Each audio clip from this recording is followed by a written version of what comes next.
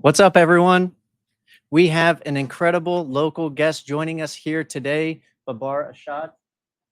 He is the chief titan at iTitans and a true tech entrepreneurship powerhouse. Babar's built over 400 apps and websites in his career, from mobile apps to complex CRMs, serving clients from startups to Fortune 50 giants. Today, he's pulling back the curtain on his decade-plus journey in the tech world.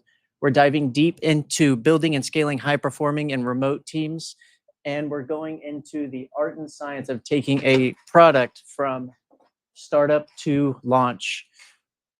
A quick word from our sponsors. The Business Breakdown podcast is more than just a podcast. It's a community of visionaries, leaders, and those aspiring to be. Join us at the original group and community, facebook.com/group/finance for individuals and businesses. We'll see you there. Join us to connect, learn, and grow together.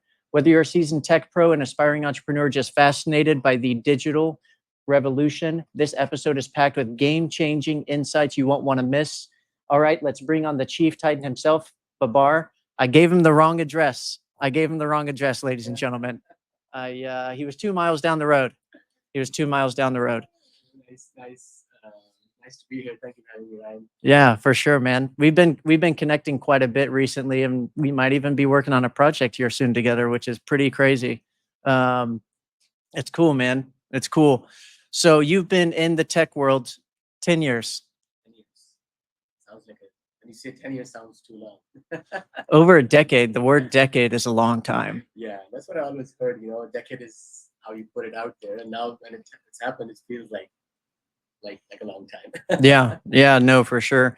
Tell us a little bit about the journey. Like, what got you into tech? Because you've built how many apps and how many websites? I think it's not 400. Yep. Probably that's what I can remember. I don't have a list because there's so much stuff that we didn't track before. I was doing it under this name, but overall, it's been more than 400 for sure. Yeah. Yeah. So it's a quick story, right? I'm a business student myself. Was I mute? Yallah, Habibi. We'll see. That's okay. No, you're So, just about my story, I was a business student, always a marketing student. I loved marketing, how to grow businesses, how to sell. I think I always heard from my professors, you're the sales type. I was like, what's that type? So because I was always friendly. I was a people person always. So they were like, oh, you're the sales type. Growing up in college. So from there, I went into a master's degree. I did my MBA. I was working for other people till that time. I was building and scaling their products or their companies. On the sales side. I sold a bunch of different things from cigarettes to pharmacy franchises. To How big was your team then? so I managed up to 70 people at that time, under one of the jobs I was working on, and it gave me a lot of exposure. So I worked for bigger companies, I worked for smaller companies. I learned how to dream, how to aspire, how to have processes. From there, the one thing I realized, and that was when I shifted to the US, is that you got to have your own thing if you want to really create impact. All the people that I knew that were creating impact in their fields were people that that had their own thing going on in some capacity or the other. So I want to do my own thing. I saw that tech is something that you can create impact multi-folds. The biggest thing for me was creating impact, creating a change. So I knew with tech I could create more impact. That's how the idea started. I really honestly jumped into it. I had no real big plan how to do it. I jumped into it. I developed some apps, developed some What was your first app? portals. It was called Influencer Hub. It was a platform connecting social media influencers and brands. This was in 2018 when the idea started, and it came from all my good-looking friends becoming famous on social media, and leaving their day jobs and doing this full time. That's when I got the idea of Influencer Hub, and I didn't know tech, so I got it developed from other people offshore. Yeah. And that's when other people came up to me that, hey, develop our ideas or develop our apps. um, that was the start of me jumping really into the tech world to build products for others. That's about 6 years ago now. So Influencer Hub was the first one. While you were kind of evolving that app, your first iteration, did Yeah. you just start getting a whole bunch of ideas on a whole bunch of other apps, or? So if I'm being honest, not really. Till the point that I was focused on Influencer Hub, I was giving it my all. That was my time to sort of be all in, deep dive, focused into one thing, and I was giving it my all. I didn't have any money raised from people, so it was all my own savings, and then hustling to make money while building this product. So I was all in, man. I was hustling, making money, doing this day and night, and slowly when I realized that this is not the only solution I can work on. And I realized honestly that it's not going to be a success as Mhm. much as I want it to be. That's when other ideas started popping into my head of doing other things and doing services and building products for others. So it was just a time thing, honestly. Yeah. What was out of all the apps you've done so far, which one's been your favorite? Influencer Hub. Influencer Hub, just because it's the first. Yeah, That's my baby, man. I get Yeah, it. yeah. I still think there's so much potential. I don't work on it anymore, but Was it sold or what happened to it? yeah, I partnered up with other people for equity, Hmm. and I gave it to a few PR agencies who use the app on a white label basis, and I Yep. have a little chunk of equity. Nice. So yeah, I parked it somewhere. Residual. Yeah, I parked it somewhere decent, but yeah, that's been my favorite app that I've built. Not the best one technically, I would say. Yeah. It was the first one, but my favorite one for sure. Yeah. Whenever you started building these apps and everything, that was also pre Chat GPT, Yeah. pre AI. Pre AI. What's now? I would think that the time to build has absolutely decreased, or like maybe from the coding aspect Mhm. at least, because I Mhm. know there's a whole bunch of coding in ChatGPT. I personally don't do coding. Mhm. Um, I told you I had a full stack team. I actually took a coding class, Code Academy, for a year just to learn how to talk better to my developers. Mm. So I understand it a little bit. I know it's very math based. It's Yeah. a math language, but I mean, I don't know the uh, how powerful ChatGPT and how accurate it is with coding, but I've only heard good things. Yeah, yeah. I was talking about this with a friend today. Um, if you're building small solutions, small ideas, or basic MVPs, Mhm. uh, AI is helpful.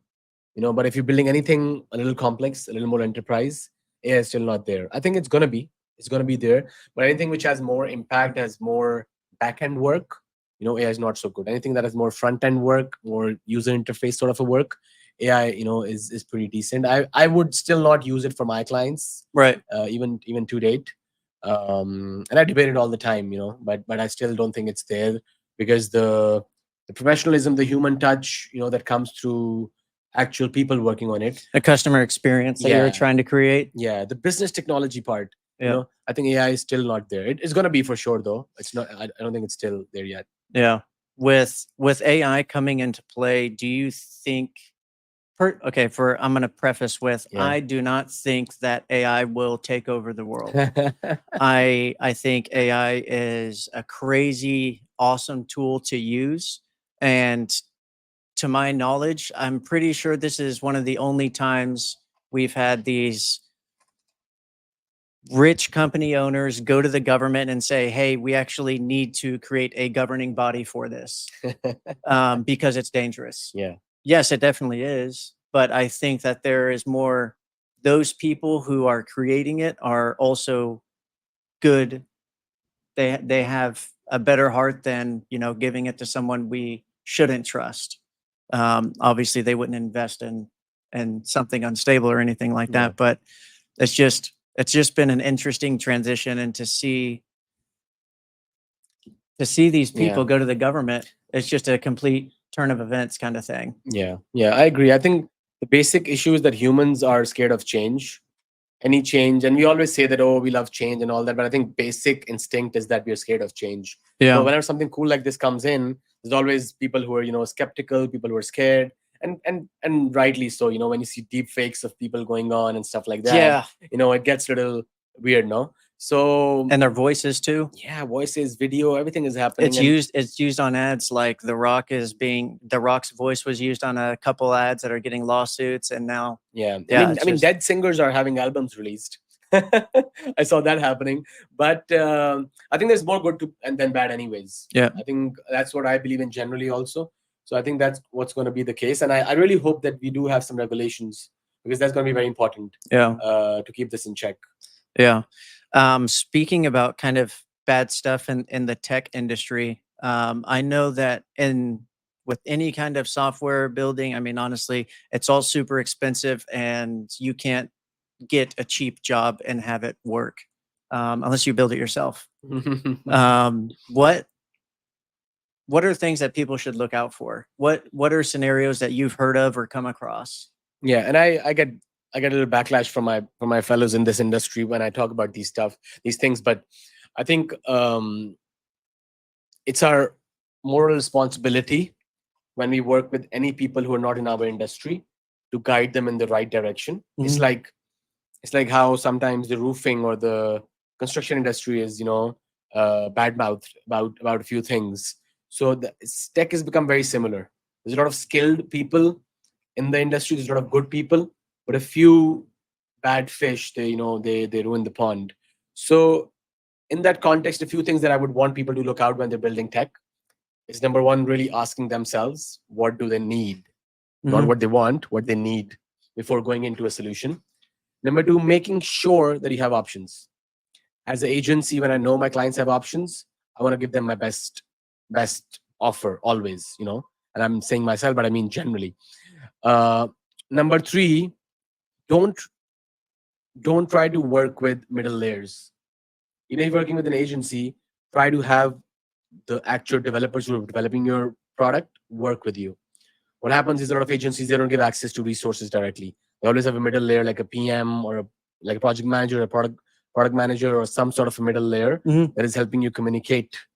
So that really is not a good practice, for multiple Yeah. reasons. Mainly because if I don't know the people who are building my house, I don't know what sort of work they're doing till actually the house is complete. So I Mhm. want to actually see my house being constructed and not have the final product only, because that is the time when I can make quick changes, when I can improve, and I can have better quality material, and all the fun stuff. Right. Right. So it's very important that you work and know people who are building your house. They also give you great advice. People who are working on your product will always give you great advice. One last thing that I would say is to look out for is the pricing. If you see the agency you're working for has offshore resources, there has to be a price cut. As if agencies is hiring in India or some other part of the world and still charging US rates, that's a red flag, because that means they're paying very less. Of course, they're in another country, but still charging you so much more. I think the greed part really shows and comes up right away. So yeah, these are a few things basically when you're starting off to look out for, I guess. Yeah. The couple things that I immediately thought of as you were kind of listing that stuff off, I was just trying to think of problems I really had with developing software or apps in the past, or not apps, but software. Because I did more web-based stuff that I didn't develop. I just designed the user interface, the processes, and stuff like that. So I created the customer service Mhm, aspect. mhm. But with with those teams, it was better if we went over everything from top to bottom and laid out everything by line, just to make sure that it got done before we even started the project. Because there were a handful of times when I would see, hey, we need this, this, and this done. We said it was like this from the other system. We agreed on it. Oh, but it's not in the document. Um, and just getting away like that is, I don't know. It's a gray area, ethical, unethical. You can view it both ways, but the stuff has to be listed on the document in order for it to get done. For them to be responsible for it, it's contract binding. Yeah. Um, if it's international, it'd be a little bit tougher for anything to happen. So you definitely need to make sure then. Yeah, and the problem really occurs when, let's say, we do the initial documentation right, but then what if you want changes along the path? Scope creep. Yeah, so that is where the fun part comes in. Hey, we agreed to this price for these features. I want to charge extra. There's going to be too much effort. This is blah blah blah blah blah. you Yeah. know. So that is where the fun part comes in, that is where the trust part, the relationship part comes in. So yeah, that's also very important. How do you deal with scope creep? Because I know that you have probably all of your clients have had scope creep. Yeah, so It happens. yeah, it totally happens. So my basic instinct with people is that nobody knows 100%, when they're starting something. Mhm. Tech is never perfect. That's also something I believe in. So I always have that room, that margin to like bring in changes and agree to changes more than other agencies, especially if I think it's needed. If I'm developing a product for the past 2 years and AI has just changed the world, I cannot ignore that. If I'm Yeah. ignoring that, I'm setting up my product or my client's product up for failure. So I always try to think of it as my own product and try to bring in as many changes as I can. But sometimes it becomes tough because some clients, they really want to stretch you out in terms of paying the same amount and then getting a lot of changes, scope creep, stuff done, and then you have to sort of put your foot down sometimes and Right. agree to certain rates hourly or something to manage. I Right. think one very good strategy that I've learned in smaller products, when I say smaller, I mean non-enterprise clients, is that you should make working prototypes first. If you are able to develop a prototype, something which is front end only, it clicks and it works like an app, but it doesn't have a back end. 95% of the questions that people have in their minds are sort of answered. So recently we've been doing that strategy more. Mhm. Unless somebody has a very big solution to work on, then you go in a different route. Yeah. That all that definitely makes sense. Whenever you're kind of breaking it down, since we're kind of on the topic, from idea to launch, what does that process look like? So mainly there are four steps, that come in. Again, these can be sub steps, but the main four steps come in the idea and discovery, where you actually discuss the idea, you discover and refine the idea. We also call it refinement. So the discovery phase is number one. In this phase, you go deep down, you ask questions, you have a very critical approach as Mhm. the founder and as the team. Number two is the design phase, where you put all of that, that you have in your mind onto an actual image, onto actual colors, font, screens, and that should be working. It should be clickable and working. Number three is actual development. So this is where the founders are not really needed, but if they want to, they can stay involved, because it's a lot of coding happening and a lot of what you've designed being implemented and coded on. And then is launch, deployment and launch. And this is a very interesting phase because they over here your business mind comes into play the most. How you want to launch, when you want to launch, the timing. You don't want to be the Skype of COVID times, and you want to be the Zoom of COVID times. So timing becomes really important. How much you have to spend, how can you spend that, all this fun stuff comes into this last part. And then of course after this there's feedback and always ever changing Iterations. iterations and improvements. Man, Yeah, so the four if I have to list down: discovery, design, development, and launch. launch is always exciting.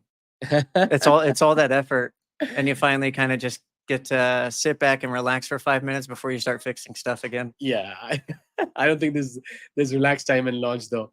Yeah, Yeah, it's an interesting that's why time. it's 5 minutes. um, that's funny. Um, I was curious. So you've been doing remote teams for a while. Remote teams is something that a lot of people struggle with. Mhm. Um, what what keeps your team together? I think trust is the basis of a lot of relationships, and this is over here too, on both sides, on my client end, on my team end. There has to be a stick and carrot rule always with any teams, not even remote. There has to be incentives, there has to be checks, procedures, and policies.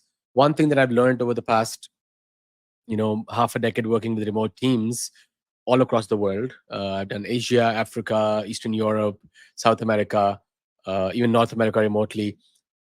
You need to have trustworthy people managing.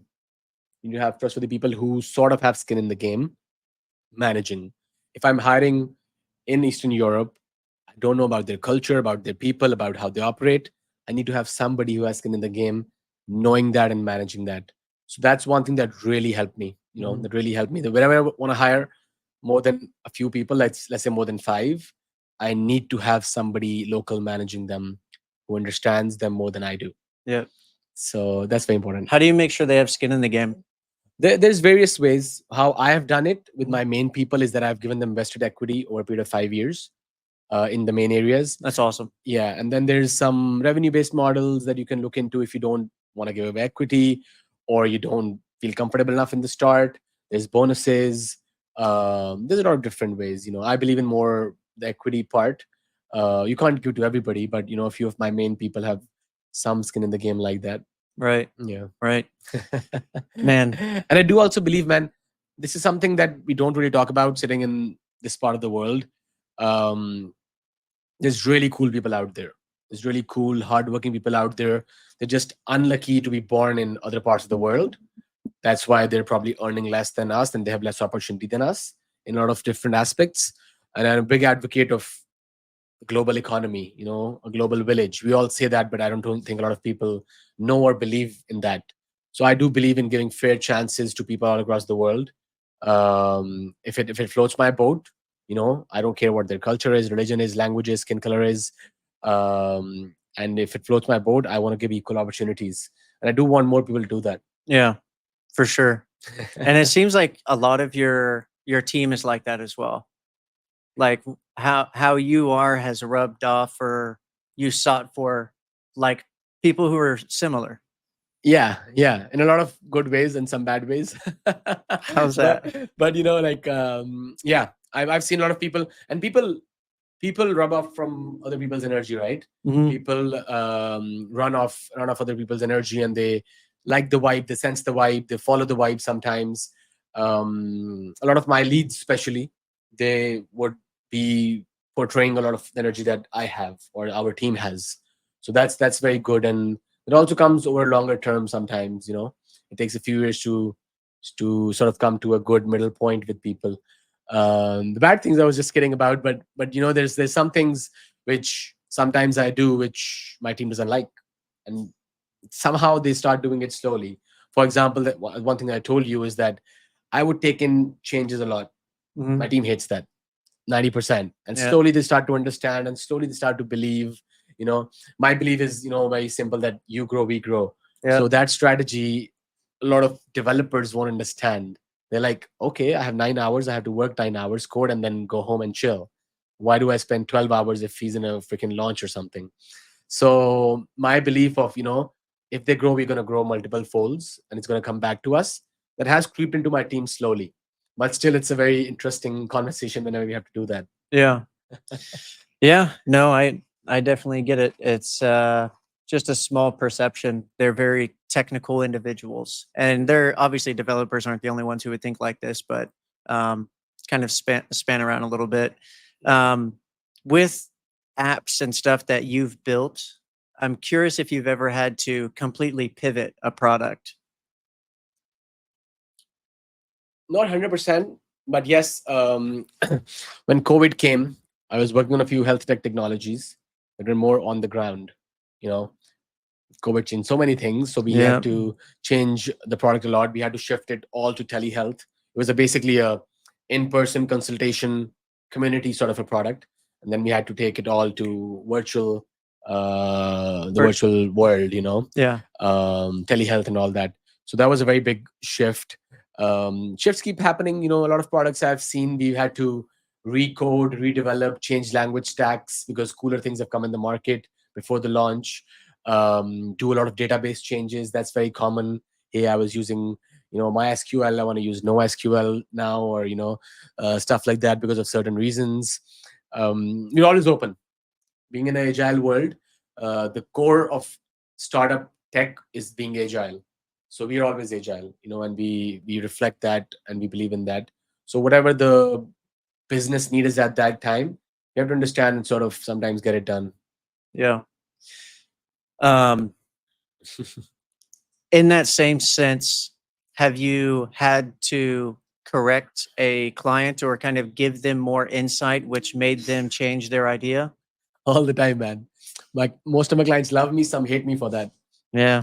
As I said, I'll give you an example, right? So I was on a call with a attorney based out of Florida a couple of months ago, and this guy knew nothing about tech. You know, he's an attorney now. He has some other random idea that he wants to develop. Not a random; it's a good idea, honestly, but some other idea he wants to develop. First call we are in, the whole hour we talk about just his idea and how I think it's shit Mm. because because I think it should be changed. Yeah. And I'm like talking to him like I would talk to my cousin probably, or like a close friend, Mhm. being very straight, with what I think. Till now we've not discussed any rates, any plan, anything. And he's not a rich dude. He's a decent attorney who has his own office and stuff. At the end of the call, he tells me, "Hey man, I don't know what your rates are. I don't know how much this is going to cost, but I'm going to work with you." And on the call we were constantly arguing because he was defending his idea. I was telling him, no, this is not right, and stuff like that. He taught me a few things, I taught him a few things, but by the end of the call it all turned out to be good because he wanted to work with me. The idea was refined. He had more ideas and direction of where he wants to go. So I think that is taking ownership from day one is very important, and this has opened so many doors for me. Yep. If I'm however I'm involved, in the end I'm earning money through you. I'm earning bread through you. So that I have to justify that for my own personal moral reasons. Right. So I feel obligation to take ownership. And sometimes I might be wrong. I'm a human. Sometimes my thought process might be wrong, and then the client corrects me. But at least we have that out of the way. We're on the same page when we start. Open communication and transparency. Yeah, that's very important. Very important. Yeah. Some people shy away because they're vendors and they think like vendors that, hey, we got this job, we got to do this job. But I think the more open you become, the more fun it becomes. Yeah. Yeah. Yeah, no, it's definitely like building it together. It's a lot more exciting that way too, especially whenever you feel like your vendor, client, or the person that you're using to build the app is also giving ideas. Mhm. Yeah. And it just feels a lot more genuine. Yeah. And not just to you, but the app will also create a lot more genuine connections because it all comes down to, user interface, customer experience. But I think it's awesome. With man, there's a handful of apps that are out there. I was curious, is there an app that you want to build that you haven't started? Oh man, so as a habit, I do what I want. I try to do what I want. But whenever my key developers are off projects, I try to Mhm. build stuff, just for fun. They're not something I've thought about completely. There's not something that I know where this is going to go, but I have a handful of products in different industries lying around. So I do want more time and. Oh, what's K-Hub? I meant to ask you about that. What's K-Hub? I saw that whenever I was scrolling through your profile. Yeah, I'll come to Kia, but I classify as a builder, right? So I Yeah. always love to build stuff, and it's fun to build for other people, and I take ownership. But in the end, what stake do I have in that? That's gonna come down to that after a few years. What's something that I can earn through passively or actively. So whenever I earn through services, I always try to put more money back, but into products. One of the main products I've put back in the last 3.5 years now, 3.5 years, is K-Hub. K-Hub is Commerce Hub. I have a partner based out of Tampa, Florida. That's where I was for 5 years before I moved here. And we have a team based out of Tampa, and some global people. About 40 odd people, 45 odd people are working on this solution since the past 3 years. And it's a platform that digitizes wholesale and distribution operations. So the wholesale industry in the US is very, very traditional, very old school. There's a lot of room for digitization. That's what we're trying to do. We're trying to have them digitize their operations through our platform, and it's a huge world inside the wholesale industry. Wholesaling Anything. houses and products. inventory-based products. Okay. Inventory-based products. So any physical inventory that you carry, Yep. you know, and you have a wholesale location for that, inventory-based. That's what we target. We come under the SAP Oracle layer. SAP and Oracle are huge companies that charge hundreds of thousands of dollars every year for you to manage your business. We come under that. Anybody who cannot afford these products or who are not big enough to need those products are our potential clients. Right now, we have been in about half a dozen industries, but the product we've made is industry agnostic. Slowly, we're expanding to different industries. Next week, I'm going to our first big conference, which is generic. It's based out of Vegas, and there's going to be hundreds of industries and thousands of wholesalers out there. So I'm very excited to see, what other industries we can tap into with K-Hub now. Man, K-Hub's interesting. How do you meet your partner? Through food. So he owned a restaurant. I've told this a few people. He owned a restaurant near my college, USF Tampa, right across the street, and he owned a snack, snacky sort of a restaurant, not proper food, but snacks and stuff like that, Indian food. So we used to go there very often. And I was like a student leader at that time. I was the captain of my sports team. Sports? What team. sport? Cricket. Cricket? I wasn't sure. Yep, cricket. That's a big part of my life. Anyhow, so he saw me as a little student leader of sorts, and he always told me, "Hey, I want to do something with you." I always thought he was kidding. Why would an established person who has restaurants and grocery stores and blah blah blah want to work with somebody like me, who's just graduating? So I didn't take him seriously till he made me take him seriously. So just before COVID, we were about to launch a food truck chain. A chain of food trucks, because he was in that industry already. But I'm glad we didn't buy our first one. We were about to when COVID came. And then this opportunity presented, and he came up to me with the idea, honestly. And since then, we've connected, and, we're building it like brothers, honestly. It's been a very, very interesting partnership. That's cool. Are you guys close in age? Yeah, he's our generation. He's probably late 30s. I'm early 30s. So very similar thought processes. Does he like cricket? He likes cricket. He thinks I'm a superstar because he doesn't play a lot, and I play a little bit. All right. But he likes to watch cricket. He doesn't play a lot, though. Do you think, and this is completely off topic, but do you think someone from cricket can come and play baseball, or someone from baseball can go and play cricket? Man, so recently what's been happening, I can talk about this for hours. Recently, I don't know how many people know, especially, your audience more, that the US participated in their first ever Cricket World Cup. And most of the games were based out of Dallas. Did you know that? No. Yeah. So surprising. And this is the biggest event of the cricket world. But it was mismanaged and stuff like that. So not a lot of local people know. But the US actually qualified to the second stage, which is a huge thing. Because the US has never ever played a World Cup. Yeah. They got to play this one because they were a host nation. And the host nation gets to qualify automatically. But they really surprised. They beat my home country, Pakistan. And I still have mixed feelings about it. Yeah. But I was so happy. A lot of people, since the World Cup is happening, and since the past couple of years, the cricket is growing big, especially in Dallas. We see a lot of Americans who like and play baseball come into cricket because it's very similar. I define cricket as baseball with a bounce. So a lot of people in our local club, even, we get baseball players who want to come and play. Technique is different, and you have to, sort of play around it like every other sport. But yeah, there's very similar. I'm sure a lot of the technical aspects, like I don't want to get into it. So I played baseball also for like 10 years. Yeah, you should come try cricket. Yeah, then. no, I definitely will. I definitely will. Yeah, I've always wanted to. I've always been kind of curious, but I don't really hang out with people who play cricket. I don't really hang out with people who are in sports right now anyway. But yeah.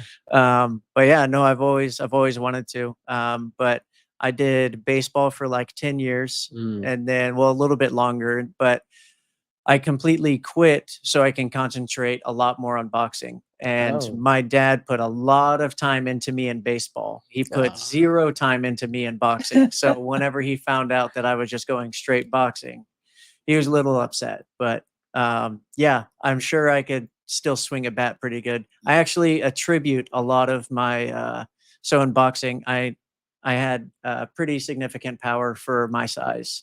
I knocked out most of my opponents, And I attribute a lot of that power to um, swinging a bat, swinging a bat, throwing a baseball, knowing the hip rotation.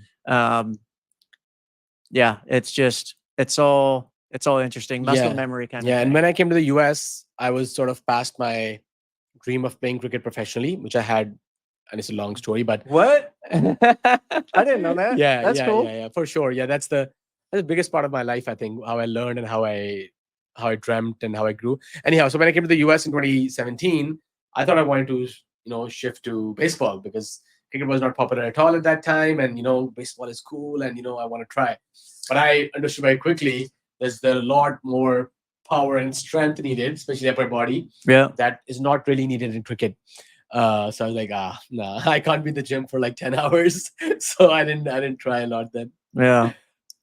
Man, I think I don't even know the rules to cricket. Like I'd have to start from the basics. Like the 3 pulls, is that 3 strikes kind of thing? No. Okay, I'm way off. Strikes, I'm way off. I'm way off. Don't scold me. You gotta stop by. You gotta stop by at a club at a game sometimes, and gotta see. Love to have you and have you see a couple of games. Yeah, for sure. And I probably 30% of my clientele are probably like cricket. They're from areas where cricket is popular. The Middle East, India, there's a handful of others, but there's pretty big communities in like Irving. And I have my Google Maps. I'm number 1 in that area. So anytime they need health insurance or something like that, I get a call. Yeah. So, but yeah, no, they're, it's an awesome clientele. They're very, very humble. Yeah. Once you start playing, imagine how much more they love you. Yeah. Probably get me a jersey and let's do it. Yeah, for sure, man. That'd be fun. What did you play any other sports or cricket? So I was always very good with anything with a bat or a racket, So I played badminton, nothing professionally like cricket, but I played badminton for my college. I played table tennis. I played a little bit tennis. I love pickleball. How's your table tennis? It's okay. It's decent. We got a table out there. I mean, we can compete. I was up for a challenge, but yeah, anything with a bat or a racket, naturally, I'm decent at. Volleyball was one sport. Volleyball that I played. I had a lot of fun, but nothing as good as I played like cricket. It. Yeah. But sports is a big part of my life, man. I don't know, probably off topic, but I think everybody needs to play sports. Even if you don't, like how you say that everybody needs to work out, I think everybody needs to play sport. Workout is okay. Some people like it, some people don't. But you should be playing sports and you should be forcing your kids to play sports. Right. Competitively, at least a couple of them. Especially whenever they're young. They need to learn how to lose and learn how to fight through it. So many things, man. So many things like every day, man. Still, I've been playing cricket for like 28 years out of my 30 in my life. But still, I learn every day, I think. When I step on the field, there's some little things that you associate and learn and connect subconsciously and consciously. I think it's the most beautiful thing, that exists. You have to have some competition in sports in your life always. Yep. And it's pretty good if you can compete against yourself. It's pretty good. Most of that is that. Most of sport is that. Yeah. Is you and yourself and probably your team. How can you become better versions? So I think that's the basis of a lot of sports. Yeah. Man, that's cool. Yeah, I did basketball a little bit, football. I actually do miss football. I was one of the smallest guys on the field, but I was one of the fastest, and I hit pretty hard. Yeah. And because of boxing, I had faster hand speed, and hand speed kind of comes into play whenever you play defense. And that's what I played. And I played corner. So I would be defending a receiver. So whenever you're pretty sporty yourself, man. Yeah. But your dad wanted to support you to play baseball. Did he play baseball himself? Yeah, he played baseball. My sisters played softball. Yeah. He did fast pitch coach. He was a pitching coach for a long time. I think that's one very big thing, right? How much support do you have from family? Yeah. And that's not only for sports, for all the things, not in family, just people around you. I Right. think having a good support system is like super, super crucial, in every aspect, Yeah. alongside sports. But that's one thing I've always been blessed with, man. My mom says I'm lucky, and it's probably her prayers or whatever, but I always find very good support in whatever I'm doing, Yeah. touch wood. But that's a very one important aspect of my life too. My mom was the one who would take me to boxing, not my dad. Ah. Almost every day she would take me, and if she wasn't taking me, then someone from the gym would come and pick me up and take me and bring me back. Yeah. I lived there, um, and that was also kind of an introduction to my culture, like understanding more culture, because I went to like mainly an all white middle school and high Mm. school. But whenever you go to a combative gym, whether it's MMA or boxing or something similar, and you're the only white boy, Mm. you definitely learn a couple things. But it's all those people that are in that gym, they turn into your brothers, because whenever you're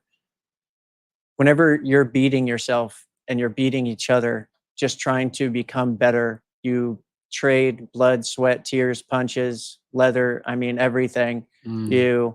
I could hit up a lot of my boxing buddies right now. I could call them and they would answer, just because we're Yeah, like that. yeah, love it, man. I think that's so beautiful. That's across all sports. Yeah, anything yeah. you share a field with somebody, Brotherhood, it's sisterhood. it's a different vibe. It's a Yeah. different vibe altogether. Yeah. Especially in like softball. I mean, even volleyball, like on the girls' side, because they have chants and stuff like that. There's a little more camaraderie than you would see like on an MLB team, Yeah. where like the guy just hit his first home run and now the whole bench is pretending that they didn't see it, so they're not congratulating him. So they wait 30 seconds while he's in there just packing up his stuff, Yeah. even though he just got his first home run.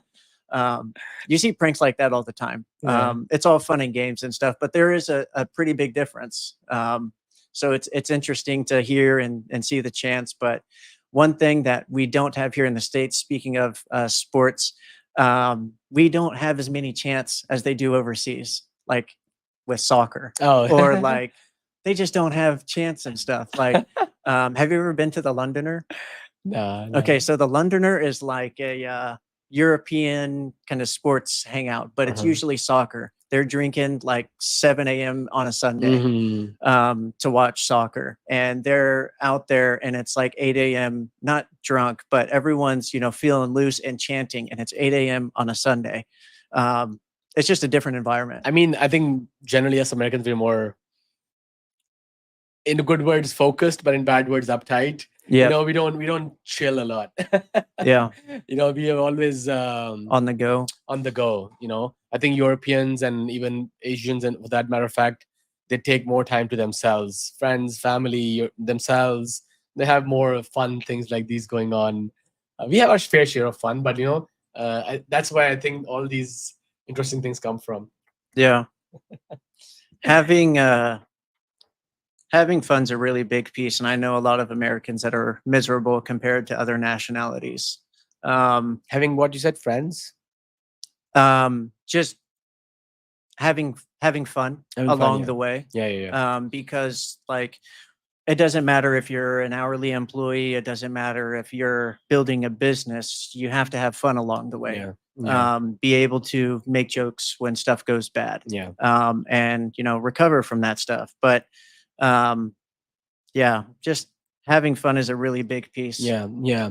Also, I think this also comes from just how you've grown up.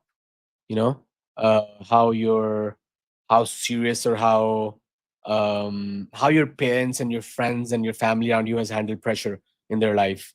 Because when I think back, whenever anything bad happens, either I'm thinking about cricket mostly, or my parents or my close friends and how they handle pressure times. That is when I understand that, man, they do it with a smile on their face and joking around, and like everything is okay. So that's always inspiring, to have something like that. The Sorry, can you say that one more time? I was just saying that just having people around you who carry out life in a fun, Oh yeah, yeah, non-pressure sort of a way, is very interesting. That inspires you at all times. I've been lucky to have people who have had a smile on their face through very, very bad times. So those people have always inspired me. Yeah. It's it can definitely be tough to smile through tough times. Um there's a saying, and I always thought about my dad whenever I heard this, but the bravest thing is knowing that you're the only one who's afraid. Um, and I just always thought that was an interesting quote. But it also, there's good and bad aspects to that because you're shielding the outside world from actually what's going on within. So there's not, you're not able to heal or grow much whenever you have that kind of thought process. But at the same time, sometimes you have to put on that mask. Yeah, you can't be a lone warrior in this world, especially these days with so much going on all across the globe. Yep. You need to have a close circle. There Yep. can be friends, family, partners, whatever. But I think a close circle, you have to open up. You have to be vulnerable. You can't be to everyone because they'll eat you, rip you apart if you're always vulnerable to no random people. But close circle is very important, and I've always been blessed. As I said, when I started my first company, I have a few very good friends, who really supported me through that time. Tough times when when shit was not going right. You want to give them a shout out? They're good. Man, those are good people. Those are the good people. yeah, really, really good people. My old friends, friends from school, my family, a few people that I met while I was here in the States. Mhm. I wasn't expecting to meet, very good people when I came here, like when I was 24, 25. You think you've made your friends already, but I met beautiful people, man. I met Yeah. people who really mean a lot to me till now. And yeah, they've always been there. Sometimes you don't talk to them that often, but just seeing them around you, and whenever you talk, it's like closed circle talk. So You pick up right where you left off. Yep, for sure. Yeah. So I'm grateful to God for that. Man, do you have you had any of your friends from Pakistan come to here to the States? Yeah, man. A lot of people, unfortunately, right now, the past few years, the situation in Pakistan is really bad economically because of political instability. Have you seen the stuff with Venezuela? Yeah, some things are similar. What's happening in Pakistan? Yeah. It's just the power games that always keep happening. But yeah, man, a lot of people are US is the dreamland for a lot of people from that part of the world. And I'm blessed to be here, and I try to support and bring in people as much as I can. We have a very good thing that we offer to our employees is H-1B job visas. I don't know how much you know about it, but it's a skilled labor visa people have. So every year we apply for top 15, 20 people, and some of them get picked and get to move here. Recently two of our guys moved here from Pakistan, and hopefully they're going to be changing their life now. Yeah. So I try to be That's so cool. Yeah, I try to be a means of that stuff happening because I know the pain. Yeah. I've seen the pain. I know the pain, what's happening and going on. So I try to help out as much as I can. And a lot of people want to move to the Western part of the world for more opportunities. Yeah. There's definitely a lot of opportunity. I mean, there's opportunity anywhere, but where the money flows, you can always catch it. As long as you kind of That's the best part about the US, right? The money flows. Yeah. People don't always keep it, possess it. It flows. It flows. You tip a waiter tips a Uber guy tips somebody else. The money, as small examples, is always flowing. Mhm. That's very good thing about the US that I've seen. Yeah. It's cool, man. That's cool that you're bringing a handful of people here. Are they coming to DFW as well? One guy came to our Tampa office Okay. because Is that for K-Hub? That's for K-Hub. Nice. Yeah. Nice. Yeah. He's a super cool guy. He applied for 10 people. It's a lottery system. So that one guy got picked, and luckily he was the one who was the first employee on the technical side, and he was the most hardworking one. I was praying that he gets picked, and luckily he got picked. Of the 10 people that applied, usually 1 to 10 is the ratio that get picked in the lottery. But yeah, he's a few months in. It's a whole new world for him. it's a whole new. He's never even left his city before this. Yeah. No, never sat on a plane, never left his city. And he So, just skipped town. yeah, he skipped just country, skipped countries, continent, thousands of miles. skipped an ocean. Yeah, yeah. So he's really pumped, excited, nervous, all good things and all tough feelings. But the good thing is that we have a team over there. Yeah. They're very supportive of him moving in and settling, and he's already I can feel him growing day by day as he's moving here. Things that took me probably years happening more To catch quickly for on, him. and Yeah, yeah. So I'm really happy. One more guy is going to DFW. So Nice. He's a UI engineer. Nice. So stuff that you also Yeah, done. yeah. So and he's working with one of our dedicated clients. Since the past 2 years, Good. and he got picked. That client is also based out of DFW. So I'm excited for him too, man. It's just if God gives us a chance, we have to pass it on. Yeah. It has to be passed on. I made a post recently. You're not successful until you give back. Whether you're mentoring someone, just helping someone out, just giving back to the community. Yeah. Just something. Yeah. My dad always told me growing up that whatever you give, you'll get 10x back. So he said this, and this was fed to me so many times that this became a part of my belief system. Mhm. So now, even if I'm not a very good person, even if I'm being selfish, I give back a lot because I know it's going to come back at least 10 times. It's strongly like in my core now. Yeah. So I try as much as I can. I mean, it's living proof. You've had the experience, and now you've had quite a bit come back to you. Yeah. And you're able to continue giving back and just feeding that, circle of gratitude and good karma, if that's what you want to call it. Yeah. But, yeah, for sure, man. That's cool. So what are the next couple steps with iTitans? So What are you thinking? Yeah, so it's always about changing and adapting new strategies. My overall goal with tech services always has been, one, to help more people achieve their dreams. People that are not able to build good tech, build good business technology, help them build that, help them increase their ROI and their business and make it more efficient. And two, personally, to make money, to be part of success stories, and to build my own products. Yeah. So on the same strategy, we're going all in with K-Hub, which is my major investment in terms of product. I also make some smaller investments with a few entrepreneurs who are starting off in terms of money, time, efforts. So probably a half a dozen, things I have little stakes in where I want to help them be more successful. I'm recently launching a program called the MVP Machine. I've been doing this for a long time, but I'm formalizing it, and I think that's going to be my next focus for the next few years with iTitans. What is that? It's basically. Can you talk about it? Like, can you go into detail? Okay, for sure. It's a you grow, we grow strategy in action. I want to handhold, take people who are stuck with ideas in their mind. There can be people who are students, who are people in jobs, and I'm doing a job. How can I launch? People who have other things that they're focused on. Man, I have my main business. How can I do this along the side? People who have financial problems, time problems. People who think tech is scary. I want to take things from those people and help them launch, go to market. Be that middle person who helps them. Execute. Yeah. Everything in their mind is so cooked. It's well done. It's a well done steak, and it doesn't need to be.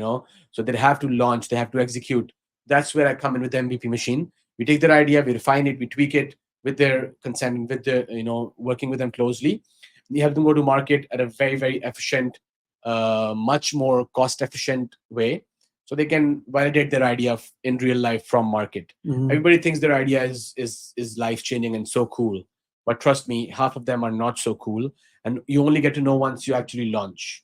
So build the idea quickly. We help you do that. Go to market, get some traction, get some validation, come back and build it further. That's what MVP Machine is all about. That's awesome. That sounds like a really good project. I think that'll be a pretty good turnout, especially because it's like more discovery for people. It's easier discovery to see and like understand like the very basics. Yeah. And one thing that we do right away in MVP Machine is we help them visualize, because people have things in their mind. Number one, we help them write them down, is user requirements, and then we help them visualize. We make prototypes and designs that help them think, you know, about the project, about, you know, what exactly I need to see as a user and stuff like that. So that's one very important thing. Humans are always more visual, you know, beings. So that's one thing that we're doing, and we do it on a no commitment basis. You know, you come and you do this little visualization refinement activity with us. If you don't want to pursue after that, or you want to do it yourself or with somebody else, you just go and do it. My goal with MB Machine is very simple, just to help them go to market. Yeah. You know, I'm not earning a bunch through this anyways. So if I can help you with my design team only, I'll help you do that. Yeah. That's cool, man. Is there an industry that you really want to target over the next 10 years? So 10 years out, what do you think are going to be the changes that kind of come into the tech industry? Because AI is already cutting out a lot of production to scale systems. Yeah. So I feel like it's going to be a lot easier. Yeah, it's going to be a lot easier. I think a lot of people are going to be cut out. A lot of coding robots that we have in the world, you know, humans, I mean, Yeah. they're going to be cut out. You need to be a business tech person, not a tech person. Yeah. Only tech won't exist in 10 years. It's going to be business tech. It's going to be people who are enablers and not developers. You know, you have to be an enabler who can get stuff done. I think the middle layer, the product management layer, is going to become super important. Yeah. How they can use AI, how they can efficiently have their teams use AI, has become super important. And it's going to be a no-brainer. Yeah. Either you be a part or you get left behind. You know, and then also I think one industry that's going to be very big is going to be the augmented reality space. You said augmented reality? Yeah. The augmented and virtual reality space. It picked up and then died down because of a lot of reasons, including, you know, legal stuff that's been happening. But I think once the legal stuff is out of the way and we have a path to follow, I think there's so much to be done in the VR, AR space. You ever seen Ready Player One? Which one? Ready Player One? Yeah. I was talking to someone about that earlier today. Yeah. Actually, probably a couple hours ago. I think it's a classic. I think the concept, and it's already coming true. I've seen. I think it's Microsoft that was developing the floor that you can walk on. It's a whole bunch of miniature rollers, and you're standing. Whoops. You're standing in place. You're walking, but you're not moving anywhere. But so in the video game, or whatever virtual world, you're walking, and you're walking. You feel that you're walking. It's just, I can't imagine. Yeah, man. And that's funny because a lot of cool tech, or in that time sci-fi movies from 20, 30 years ago, you see half of them in the real world now. You know, so I think, and that's scary too. Yeah. If you watch like Black Mirror and stuff like that, you know, You said Blade Runner? Black Mirror. Oh, okay, yeah. A Blade Runner is a Cybertruck, I think. I thought that was funny. You watch an episode, Black Mirror. Stuff and I've actually never seen Black Mirror. I was told I specifically need to watch Black Mirror. It's a good and bad thing, I'll tell you that. Yeah. Because those things are going to be real. Half of them probably already are in the pipeline or are being done. So it's scary, very scary, and it's also very cool. Depends on what lens you put on.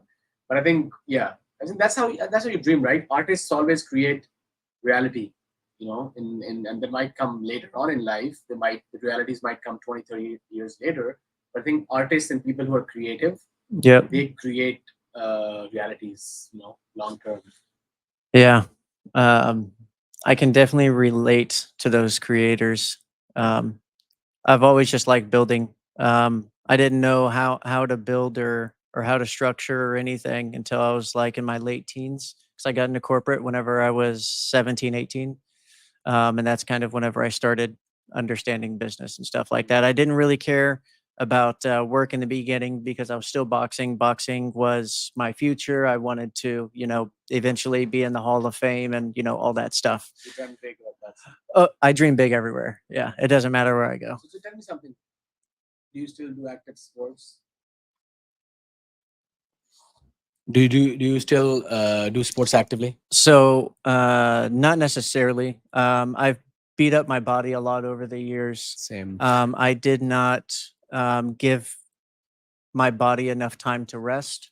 I did not sleep enough. I did not, and my nutrition was not on point 100% whenever I was younger, because I obviously didn't know the things I know now, didn't have money to pay for a nutritionist or any of that stuff. So I had to do a lot of my own research.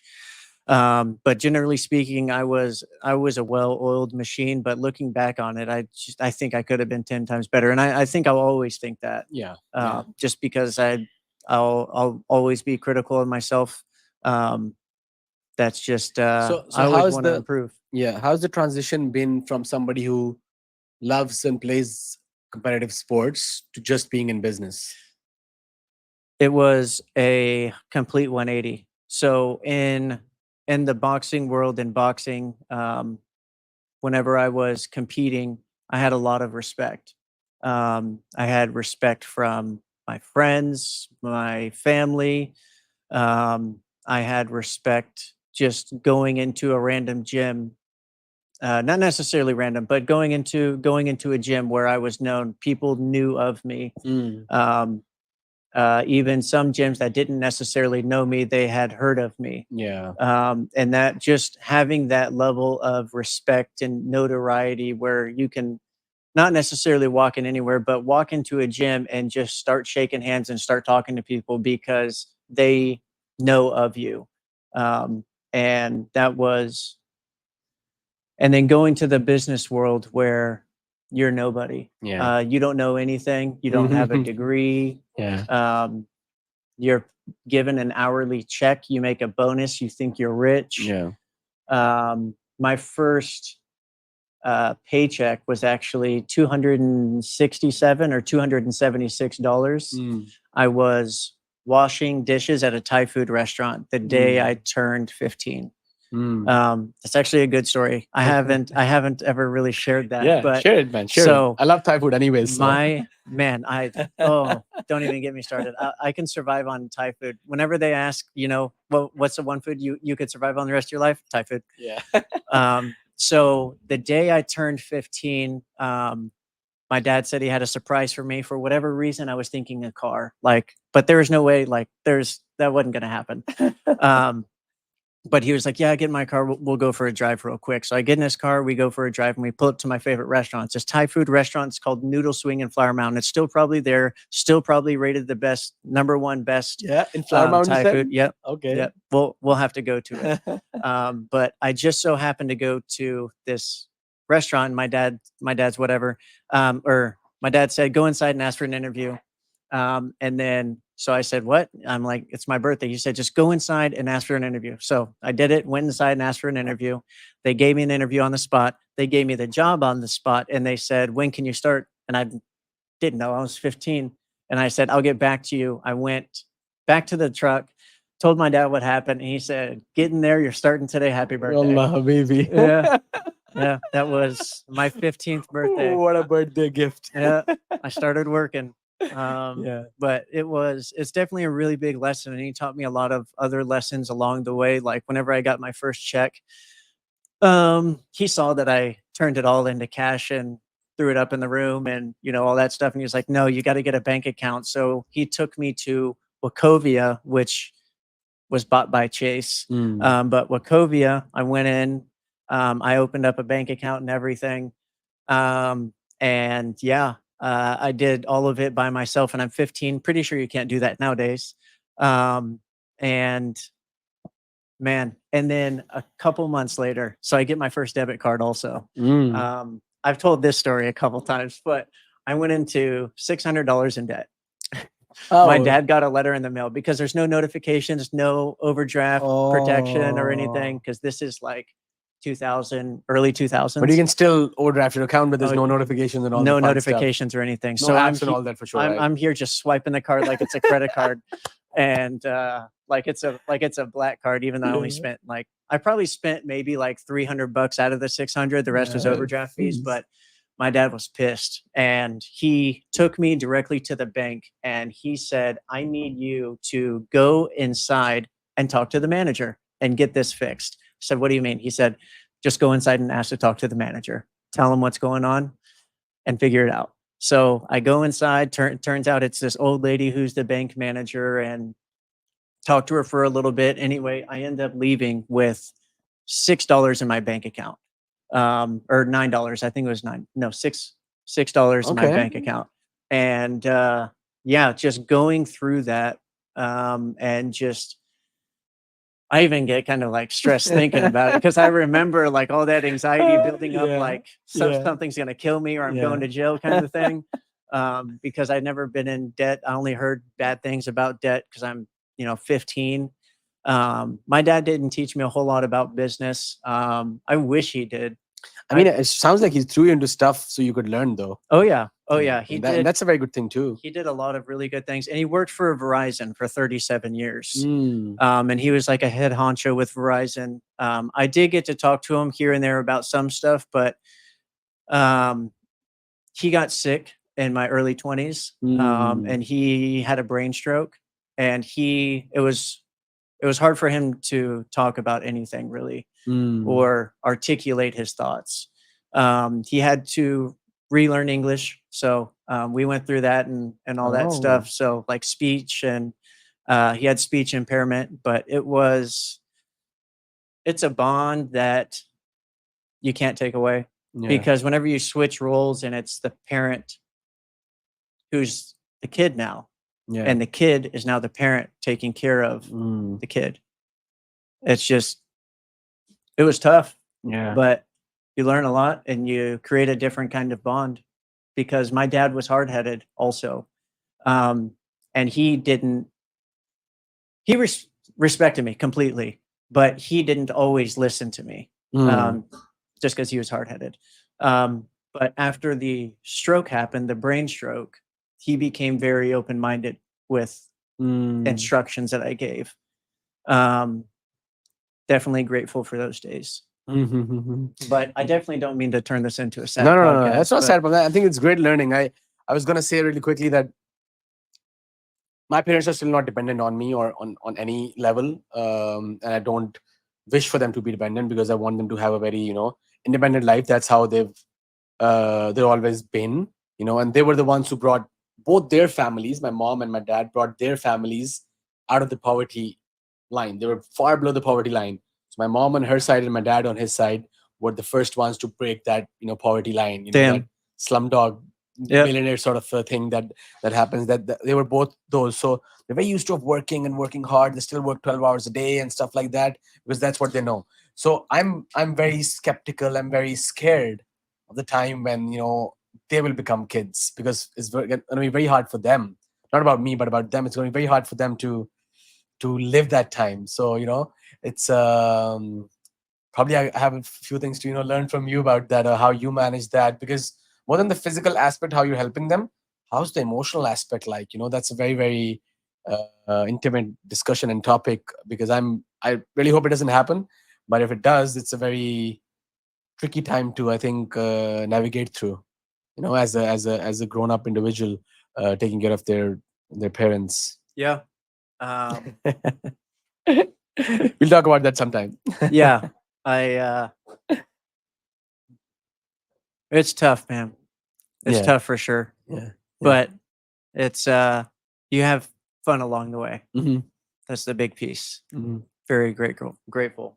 But I know we're just past an hour, but we're definitely going to have part 2. Yeah, man, for sure. There's so much more to talk about, especially non-work stuff, but also work stuff. We recently, we're hopefully going to start working together. That's going to be a story to tell, hopefully. And I think there's a lot of cool things to explore and discuss about. Yeah, for sure. Well, I definitely appreciate you coming in, man. Same here. Thank you for having me. Yeah. Thanks, everybody. Thanks for tuning in. Check you next time. Thank you. Done? Is it